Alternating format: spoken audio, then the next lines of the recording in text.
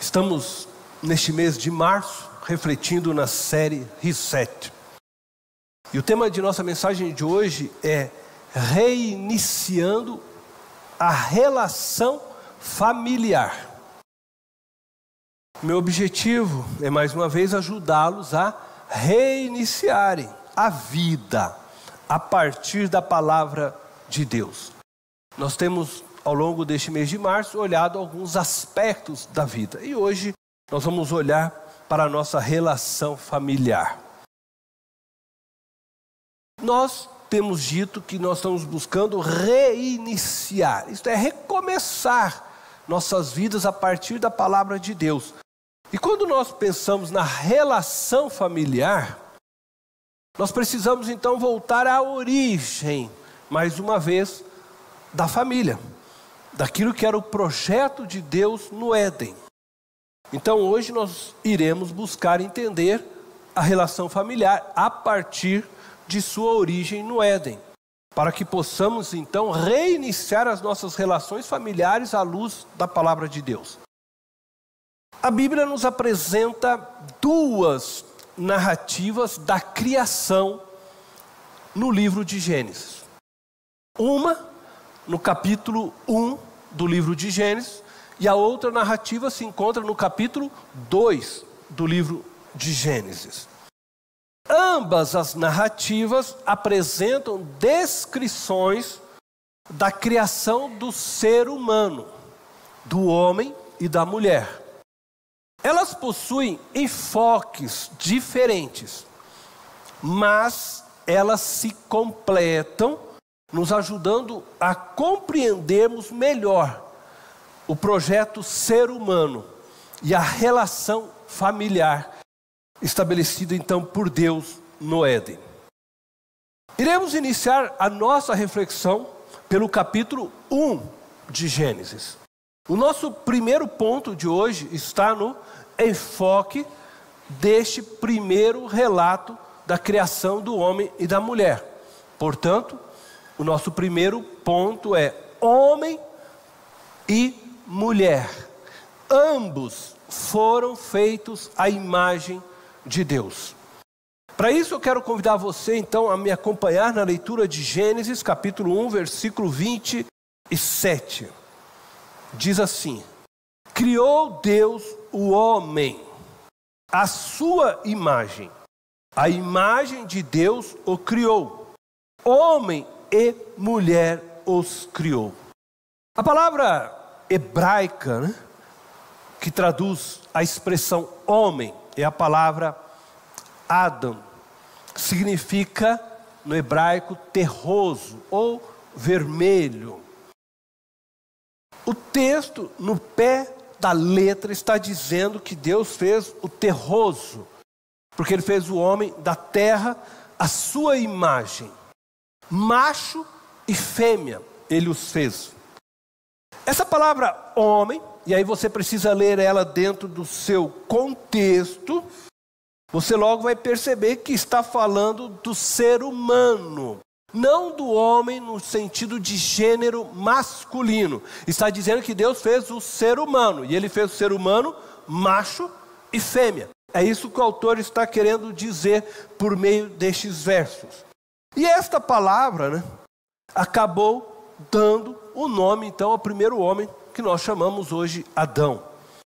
Nós podemos afirmar que esta primeira narrativa, pelo seu contexto, então nos ensina que Deus fez homem macho e fez homem fêmea. Isso significa dizer que Deus fez dois seres com características físicas, sexuais e emotivas bem distintas um do outro. Homem e mulher. Mas o texto quer nos mostrar que ambos foram feitos à imagem de Deus. Não é somente o homem a imagem de Deus, e não é somente a mulher a imagem de Deus. Ambos foram feitos à imagem de Deus. E esta verdade já é suficiente para pôr fim a qualquer ideia de que o homem tem maior valor que a mulher, ou de que o homem é superior à mulher. Ambos foram feitos à imagem de Deus. Deus fez o ser humano macho, Deus fez o ser humano fêmea, ambos a sua imagem e semelhança. Tanto o homem quanto a mulher possuem em seu ser atributos comunicativos de Deus. Certos atributos se veem mais presente no homem e outros na mulher, de forma que ambos, homem e mulher, se completam. Esse foi o projeto de Deus. Então o homem tem aspectos físicos mais fortes, músculos. O homem tem uma estatura, enfim, Deus fez o homem nesse sentido físico, vamos assim colocar, maior que a mulher. Então mais forte que a mulher. A mulher nesse aspecto físico é mais frágil que o homem. Por outro lado, Deus deu à mulher algumas características que o homem não possui. Características emocionais, afetivas, sensibilidade, que o homem não possui na mesma dimensão. Mas ambos possuem características do próprio Deus. E que quando homem e mulher se completam, mais se faz presente de Deus, por meio dessa união, ambos se tornando uma só carne. E aí então, eles representam ainda mais, juntos nesta união, a própria figura de Deus. Isso é maravilhoso demais. Então nem homem e nem mulher é maior que o outro. Apenas possui características distintas de Deus e nas medidas diferentes que Deus assim fez para que eles pudessem se completar. E sabendo então que a mulher é mais frágil que o homem, o apóstolo Pedro, ele orienta os maridos a tratarem suas esposas com honra, conforme nós podemos ler em 1 Pedro capítulo 3, versículo 7. Veja as palavras do apóstolo. Do mesmo modo, vocês, maridos, sejam sábios no convívio com suas mulheres e tratem-nas com honra, como parte mais frágil e co-herdeiras do dom da graça da vida, de forma que não sejam interrompidas as suas orações. Vejam só, o marido tratar a mulher com honra, segundo as palavras de Pedro, é sabedoria. Sejam sábios no convívio com suas mulheres e tratem-nas com honra. E Pedro está nos ensinando que a força que Deus deu ao ser masculino deve ser usada para proteger a mulher e honrá-la. Diante disso, é inadmissível que o homem use de sua força para coagir a mulher ou se fazer prevalecer sobre ela por meio da força. E seja essa força física, seja essa força psicológica, é inadmissível. Porque ao homem, esse deve honrar a sua esposa e tratá-las desta forma. E isto é ser sábio aos olhos de Deus. O nosso segundo ponto está no enfoque dado no segundo relato da criação do homem e da mulher. Portanto, o nosso segundo ponto é: não é bom que o homem esteja só. Agora eu quero ler com vocês Gênesis capítulo 2, verso 18, e depois eu vou ler do verso 21 ao 23. Diz assim: Então o Senhor Deus declarou: não é bom que o homem esteja só. Farei para ele alguém que o auxilie e lhe corresponda. Verso 21. Então o Senhor Deus fez o homem cair em profundo sono. E enquanto este dormia, tirou-lhe uma das costelas, fechando o lugar com carne. Com a costela que havia tirado do homem, o Senhor Deus fez uma mulher e a trouxe a ele. Disse então o homem: esta sim é osso dos meus ossos e carne da minha carne. Ela será chamada mulher, porque do homem foi tirada. Amém? Agora eu quero que você preste muita atenção. A declaração: não é bom que o homem esteja só, partiu do próprio Deus. Não foi o homem que fez essa declaração. Essa declaração partiu do próprio Deus. E ao lermos essa narrativa, desconsiderando a primeira narrativa que nós lemos a respeito da criação do ser humano, nós podemos sim ser levados a pensar que Deus viu Adão triste no jardim, diante a sua tarefa diária, dando nome aos animais. E aí Deus chegou a uma conclusão ao ver Adão lá triste, achando então que ele necessitava de uma mulher para estar ao lado dele. Se pensarmos dessa forma, nós estaremos dizendo sim, que a mulher não fazia parte do projeto inicial da criação. Ela veio a existir para atender então uma necessidade do homem. Ela foi criada para o homem, para o ser masculino. Por isso é perigoso você ler somente o que está em Gênesis 2, desconsiderando o que se encontra em Gênesis 1. As duas narrativas, como eu disse, elas se completam. E pensar dessa forma é um grande erro teológico. Deus criou o ser humano macho e fêmea. A mulher já era certamente parte do plano divino da criação. O homem não poderia existir sem a mulher, pois desde o início do projeto de Deus, ele já pensava em uma diversidade de seres humanos, e não apenas em um ser humano isolado. Deus não pensava em criar apenas aquele ser masculino que chamamos Adão. Já no projeto inicial, quando você vai lendo Gênesis capítulo 1, você vai ler que Deus criou o homem e fez macho e fêmea, e logo abaixo, se você continuar lendo, você vai ver que Deus vai dizer: sede agora fecundos, multiplicai, porque esse era o projeto de Deus, que houvesse uma grande família, que houvesse então uma diversidade de homens e mulheres, a quais ele queria se relacionar, e isso já estava estabelecido assim por Deus, antes mesmo da queda, já havia sido ordenado por Deus.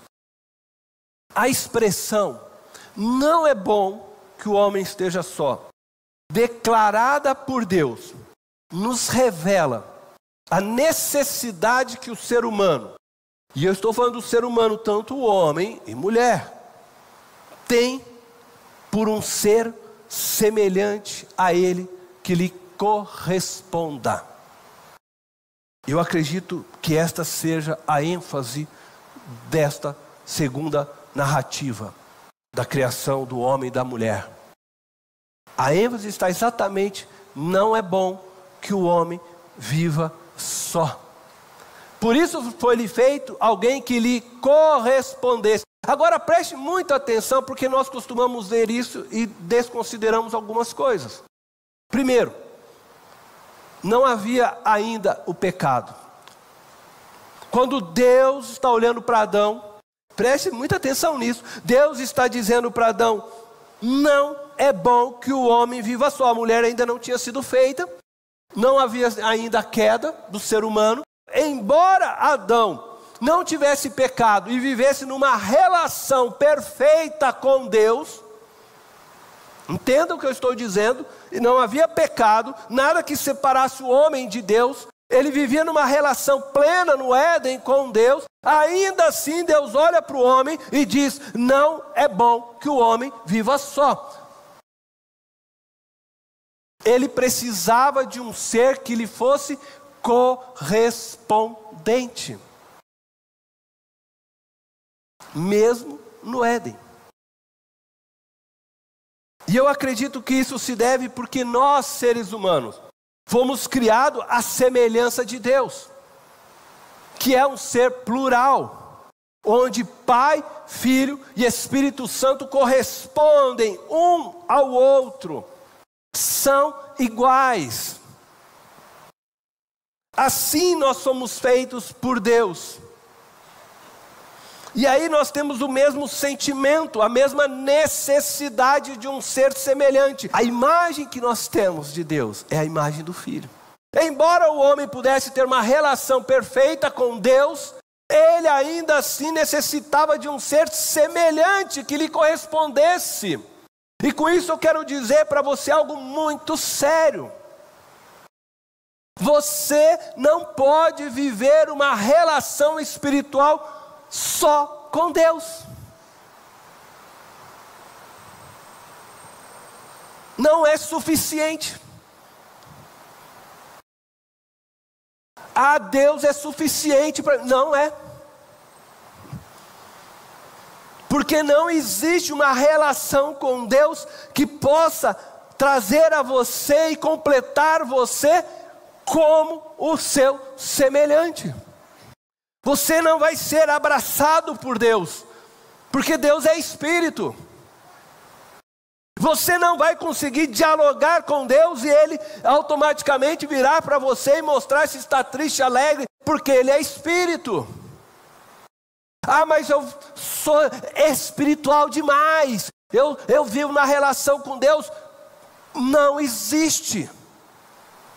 Isso não existe, é mentira, é engano. Pessoas que querem viver uma espiritualidade onde ela só vive com Deus, ela não está vivendo a espiritualidade cristã ensinada por Jesus Cristo, espiritualidade bíblica.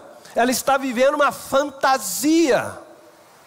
Não existe espiritualidade com Deus que não passe pelo ser humano, porque Deus vai usar o ser que te corresponda para se mostrar para você. Ele vai abraçar você através de um ser que corresponda com você. Ele vai falar com você através de um ser que corresponda com você. Ele vai tocar em você através de um ser que corresponda com você. Ninguém jamais viu a face de Deus. E não sou eu, Cornélio, que estou achando que Deus vai mostrar para mim a face dele, vai descer e vai conversar comigo num nível como muitos por aí querem dizer e viver. Nem Moisés viu a face de Deus. E quando a Bíblia fala que Deus se mostrava face a face, é uma linguagem usada para mostrar que Deus tinha uma intimidade, uma comunhão profunda com Moisés. Mas Moisés não viu Deus face a face. E quando ele desejou, Deus falou assim: Moisés, eu vou colocar você numa fenda de uma rocha, eu vou passar de costas, você vai ver um pouquinho da minha bondade. Mas não tem ser humano que consiga viver numa relação com Deus correspondente. Não existe. Então você dizer que Deus é suficiente é você não entender a sua relação com Deus. Você precisa do outro. E é interessante porque o próprio Deus olha para Adão e nem pecado tinha ainda, mas mesmo assim ele diz, ele precisa de alguém.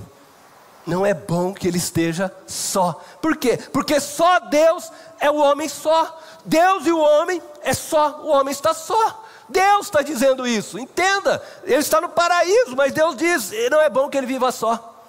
Ele precisa de um ser semelhante a ele. Ele precisa de alguém que fale na mesma linguagem que ele. Ele precisa de alguém que dá o toque para ele sentir. Assim como o Pai, Filho e Espírito Santo estão na mesma estatura, são iguais e se relacionam da maneira mais plena e perfeita, nós também temos necessidade. Por isso a família. Tão lindo que Deus fez para nós. E eu sei que isso pode te assustar um pouco, né? Porque nós temos muito esse hábito de dizer, né? Porque é bonito dizer isso. Deus é suficiente para mim. Mas na verdade ninguém, gente, vai viver só de Deus. Deus, ele é suficiente para Ele. Ele não precisa de nós. Você precisa dele. Mas Ele vai usar vidas, pessoas para falar com você e ministrar você. Por isso também é necessário você reconhecer que você precisa do outro. Está me entendendo? Você pode dizer: Deus, o Senhor é tudo, eu preciso de Ti, mas eu preciso reconhecer que eu preciso do outro também. Não existe ser humano sem o outro correspondente. Você precisa do outro. Deus então se revelou a nós na pessoa do Filho Jesus Cristo, para que pudesse corresponder a nós. Você pudesse então ver. Jesus é a revelação de Deus para nós. Por isso Ele se encarnou. Ele se fez como nós, seres humanos, para que nós então pudéssemos sim, dessa maneira, enxergá-lo e correspondermos. Mas Deus, Espírito, é muito mais pleno do que nós podemos entender, compreender. Ninguém, diz João em sua epístola, ninguém jamais viu a face de Deus. No processo de nós reiniciarmos, então, essa relação familiar, nós precisamos considerar essa verdade, que o homem reconhece a mulher como sua correspondente. E esse é o nosso terceiro ponto. A iniciativa de criar a mulher partiu de Deus. Deus fez o homem cair em profundo sono.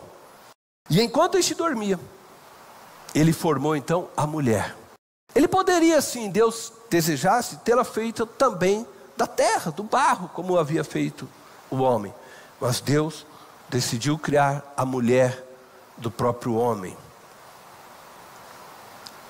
E por isso, Adão reconhece a mulher como sua correspondente.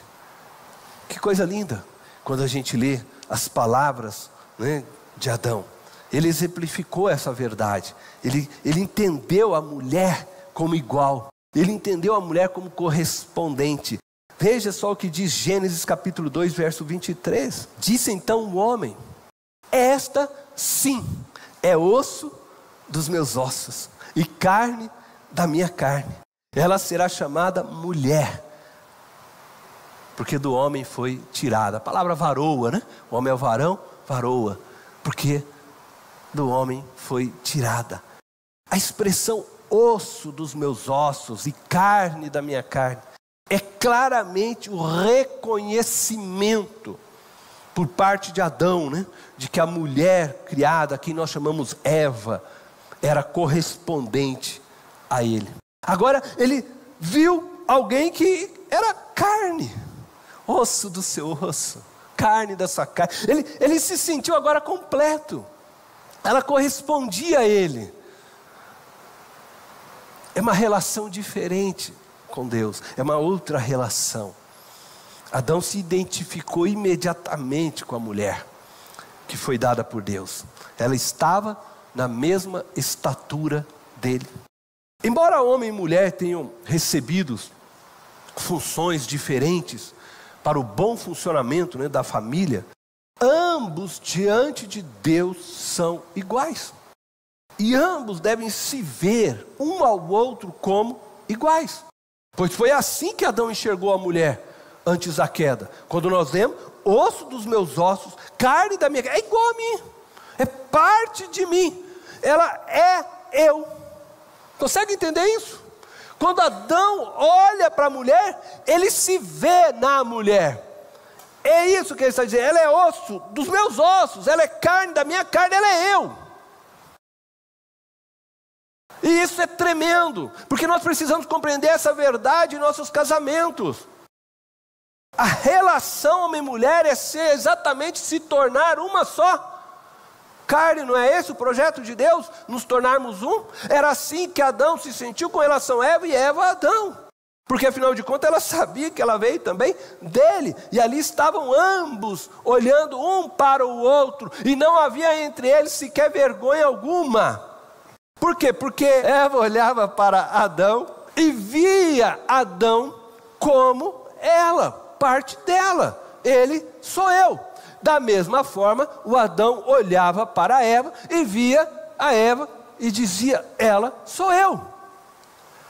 Essa era a relação que eles tinham, de tal forma que ambos estavam nus, dentro de toda a história, e não tinham sequer vergonha alguma. Por quê? Porque ela sou eu, sou ela, e nós estamos de boa, estamos plenos, vivendo isso, até que houve o pecado, e o pecado rompe, né, com essa beleza toda, e eles passam a ter vergonha um do outro. Mas o projeto de Deus para o homem é que o homem case com a sua mulher e se torne uma só carne. É você estar voltando àquela relação original que foi lá no início entre Adão e Eva. Então você, marido, deve enxergar sua esposa como osso dos seus ossos e carne da sua carne, como correspondente a você. E assim também a mulher deve enxergar o seu marido como correspondente a ela, pois foi feita de sua própria substância. Ser auxiliadora não faz da mulher menor que o homem, apenas dá a ela uma função diferente do homem, uma função honrosa. Porque quando você ler o Evangelho de João, você vai ler lá que o Espírito Santo é auxiliador. Olha só que coisa tremenda. E nem por isso o Espírito Santo é menor que o Filho e menor que o Pai. É Deus em igualdade com o Pai e com o Filho. Da mesma forma, a mulher auxiliadora não é menor do que o homem. Está correspondendo um ao outro, mesma estatura um que o outro, apenas funções diferentes dentro do projeto familiar. Ser o homem cabeça da mulher não o torna maior que a mulher, mas sim responsável pelo cuidado dela e de sua descendência diante de Deus. Responsável a responder diante de Deus pelo cuidado. Se tratou sua mulher com honra, vai responder diante de Deus. Você trabalhou para que os seus filhos conhecessem a minha palavra, tivessem intimidade comigo, vai responder diante de Deus. É responsável, cabeça. O homem não recebeu autoridade para sujeitar a mulher às suas vontades. Isso é um grande engano. Esse aí é o ensino machista lá fora. Não. Mas para protegê-la, para servi-la em amor. Assim como Cristo amou a sua igreja, o marido deve amar a sua esposa. Eu acredito que nós podemos transportar esta verdade que nós estamos falando da família, também para a família da fé. Para a nossa grande família, né? Para a nossa comunhão como igreja.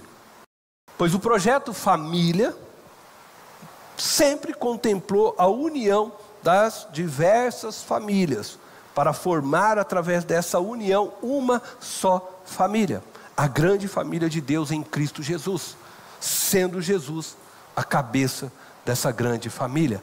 Então, desde lá do princípio, a gente lê que Deus falou para o homem, para que eles crescessem e se multiplicassem. Depois você vai ler lá em Abrão, já depois da queda, em Abrão Deus vai falar, eu abençoarei todas as famílias da terra. Deus sempre teve esse projeto de unir todas as famílias, para fazer uma grande família, o seu povo, o qual Jesus fosse o cabeça dessa grande família, que a gente chama igreja. E assim como Adão reconheceu Eva como sua correspondente, nós também, pensando na família da fé, essa família, unidas pelo Espírito Santo, precisamos reconhecer uns aos outros como correspondentes, nos vermos todos na mesma altura. Somos todos correspondentes. Cada um de nós recebeu de Deus dons diferentes, cada um de nós recebeu de Deus chamados diferentes para atuar dentro do corpo, mas somos todos iguais diante de Deus, somos todos correspondentes. Não existe ninguém maior do que o outro, não existe ser humano maior do que o outro. Nenhum ser humano é maior do que o outro. Não importa se é homem, se é mulher, nenhum ser humano é maior do que o outro. Podemos ter funções diferentes no corpo de Cristo e também dentro das nossas estruturas sociais em que vivemos, né? Mas nenhum ser humano é maior do que o outro. Nenhum ser humano deve olhar para o outro levantando a cabeça, como se o outro fosse maior. Da mesma forma, nenhum ser humano deve olhar para o outro abaixando a sua cabeça, como se o outro ser humano fosse menor. Todos são correspondentes, nós estamos todos na mesma estatura aos olhos de Deus. É verdade que dentro das estruturas sociais, sim. Por isso eu disse, é função. Mas nós estamos falando de humanidade. Uma coisa, não é assim? O soldado, né? No exército, aí você tem o cabo, você tem o sargento, e aí o soldado olha para o cabo olha para o sargento vai olhar para o outro.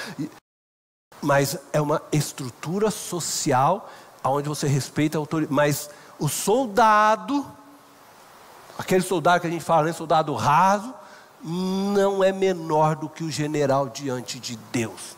Ele não tem que olhar como ser humano para o general de cabeça baixa, levantar. Por quê? Porque ele é igual, na mesma estatura. Todo ser humano possui a mesma estatura aos olhos de Deus, são iguais aos olhos de Deus. Diante disso eu quero concluir a nossa mensagem de hoje, desafiando você a 3 reflexões finais. Diante da verdade de que o homem e a mulher são ambos feitos à imagem de Deus, nós podemos afirmar que não existe mais espaço teológico e antropológico para as mulheres serem tratadas como inferiores aos homens. Portanto, eu pergunto a vocês, homens, vocês têm tratado as mulheres de seus relacionamentos com a igualdade e o valor criacional que elas merecem? Vocês têm tratado suas mães, suas esposas, suas filhas, seus colegas de trabalho com o valor que elas merecem, com a honra que elas merecem? Diante da verdade de que não é bom que o homem esteja só, aprendemos que todo ser humano, homem e mulher, precisam se relacionar com outro ser semelhante. É preciso. Ninguém pode viver sozinho sem um outro ser semelhante para corresponder. Portanto, eu pergunto para homens e mulheres: você tem buscado viver em comunhão com Deus através da comunhão com as demais pessoas? Ou você acredita que só Deus é suficiente para você? A palavra de Deus nos ensina que aquele que não ama o seu irmão, o seu próximo, não pode amar a Deus. Não pode amar a Deus. Aquele que não se relaciona com quem é visível, como quer se relacionar com aquele que é invisível? Por fim, diante da verdade de que Adão reconheceu Eva como sua correspondente, alguém que estava na mesma altura que ele, eu pergunto então a vocês: você tem reconhecido os seus semelhantes como seus correspondentes? Você trata o seu irmão em Cristo como seu correspondente de igual estatura? Você trata o funcionário que trabalha na sua casa, como seu correspondente na mesma estatura, ele senta na mesa com você para almoçar? Ou você faz sentar lá na sala de serviço, sei lá eu, a área de serviço, né? Como você tem tratado as pessoas ao seu redor? Com desprezo? Com inferioridade? Se você entendeu este evangelho, você vai tratar todos com igualdade, com corresponder a você, olhar na mesma altura, nem para cima, nem para baixo. Que Deus possa abençoá-los. Eu convido vocês a fechar os olhos.